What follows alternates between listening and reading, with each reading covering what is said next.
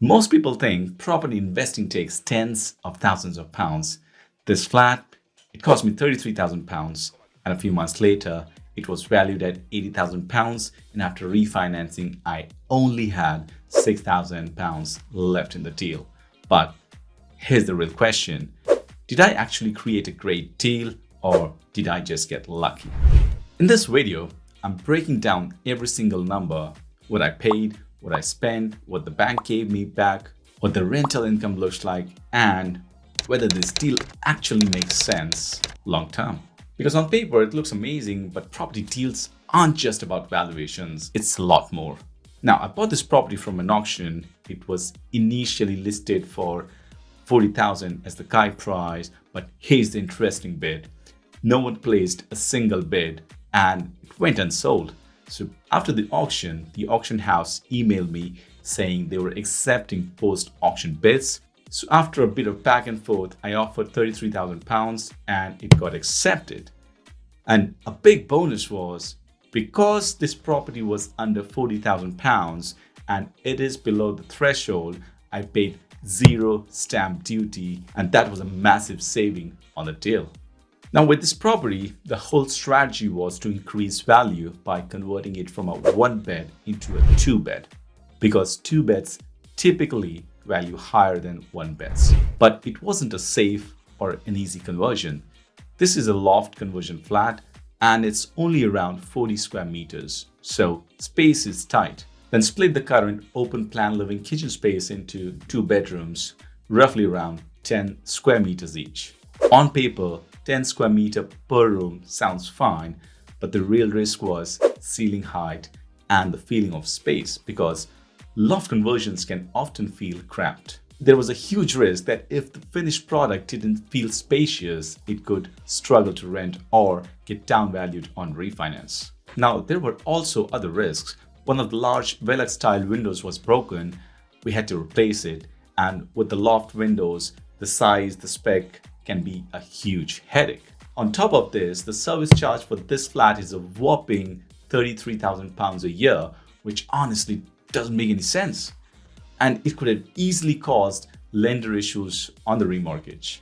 Now, in terms of the actual work we did, so we stripped it back completely, which means we removed the kitchen, we removed the bathroom completely, replaced the broken window, created a new partition wall into the living room cum kitchen to form the second bedroom.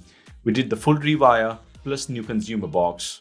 Overall, we went with modern styling, so matte black handles throughout, new laminate flooring throughout the flat, new spotlights in the kitchen, new spotlights in both the bedrooms as well as in the living room. Basically, it was brand new everything. Now, in terms of finances, so obviously the purchase price was £33,000. In terms of stamp duty, I obviously paid zero. Now, this was bought using bridging finance. So the total loan amount was approximately £24,750, which is based on a 75% LTV, which means I put in roughly around £9,000 plus legals and other fees from my own pocket. In terms of interest rates, I paid about 0.95% per month for the bridging finance. There was an arrangement fee of £1,000 and an exit fees of 1%. In terms of refurb, I spent about total £19,000. So the rewire and the fuse box cost me about £3,500. In terms of material, we spent about £5,500, which includes the new partition wall, the plastering and plasterboard and everything else. For the bathroom, we spent about £2,850. The kitchen was bought from B&Q for £2,000. It includes integrated fridge freezer and a condenser style washer dryer. I used my 10% trade point discount and got a really great deal on the kitchen. In terms of skips, we had to use two. The total cost was roughly around £600. For the window, I spent £750 for the actual window and then another £350 for the installation. I spent another £470 for the carpet on stairs, and installation cost was around £100. For the door handles and some miscellaneous bits, I spent another £350. And then there was labor costs for £3,000. The laminate fitting cost me around £500, and the laminate plus underlay materials cost me about 600 to 700 pounds. Because the flooring was very uneven throughout the flat, we had to go for the thicker laminate, which was 12 mils. Then we also paid about 400 pounds for the holding costs. So that's your electricity, council tax, water, and some miscellaneous. So all in all, the total money that I paid from my own pocket was the purchase price, the refurb costs, preaching and lending costs, and that was total around 37,000 pounds. Now, after the works, the property was revalued at 80,000 pounds. I remortgaged at 70% LTV, and I was able to pull out most of my money, and I ended up leaving around 6,000 in the deal. Ideally, I would have wanted to pull out every single pound, but the 3,300 service charge limited lender appetite. And that's why it was 70% LTV and not higher. In terms of cash flow, it's now rented at £1,000 per month. My monthly obligations are £407 for the mortgage. I don't pay any insurance because that's covered by the freeholder. The ground rent is £200, and the service charge on a monthly basis is about another £280 or £90. I've also factored in 5% for the repairs. So the net monthly cash flow comes out to be around £250. Now let's talk about why this deal is even more stronger, because at a £1,000 rent, the rental yield on an 80,000 valuation works out at roughly around 15%, which is massive, and it is above market. But the number I care about even more is return on capital employed. Because if you remember, after the refinance, I only had about £6,000 left in the deal. And in year one alone, from the rent, I would earn about £3,000, which is 50% of the £6,000. So in simple terms, at this pace, I'm on track to recover all the money I've got left in the deal in about 2 years. And that's just from the rental profit. On top of that, I've created equity. So because the valuation is £80,000 and I only pulled out £56,000 based on the 70% LTV, I've still got £24,000 of equity sitting in the property. So hypothetically, if I were to sell this property today, I could easily pull out £24,000 minus some legal and marketing costs. On top of this, there is the capital growth.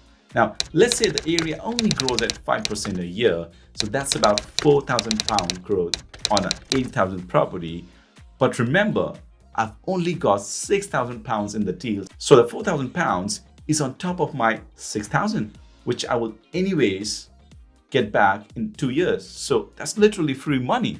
So the real question is, was it a good deal or did I get lucky? As far as I'm concerned, I don't think it was luck, because before buying this, I viewed around 30 properties, analyzed dozens of deals, and went in with a clear strategy. This deal taught me that property deals are won by controlling the variables across the entire life cycle of purchasing a property. So the number one most important thing is sourcing below market value, and the property has to have strong comparables. The second most important thing is the actual refurb. You can't get emotional and you can't overspend. You need to stick to the local comparables and the local ceiling. The third most important thing is the refinance. In terms of refinance, you need to ensure that you use the right strategy and stress test the outcome so it still cash flows at higher interest rates.